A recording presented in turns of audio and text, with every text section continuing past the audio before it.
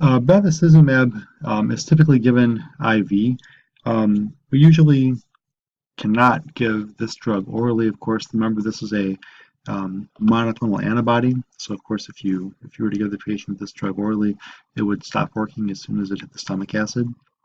In general, the side effects are pretty mild. Most patients tolerate bevacizumab therapy quite well. This is compared to all the other chemotherapies they may be getting.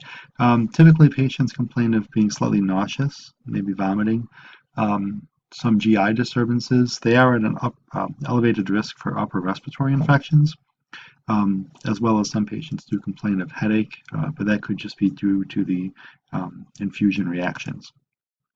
Some patients do have more severe reactions or adverse effects to bevacizumab. GI perforations have been reported. If patients do receive any type of wound, they typically have complications to the healing process. Remember, in terms of the early phases of angiogenesis and the process of wound healing has a lot of common immunology elements, and so some of the key players that would be involved with wound healing would be compromised with bevacizumab therapy.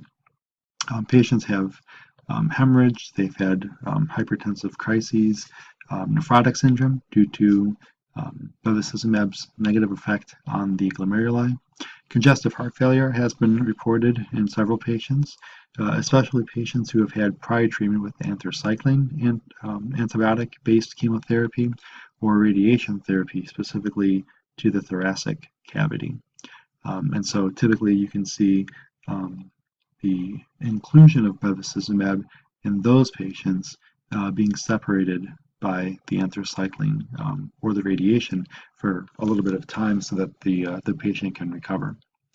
So that's it for bevacizumab pharmacology. There are obviously other VEGF altering drugs that are monoclonal antibody based, some of which bind to the receptor and some bind to the ligand.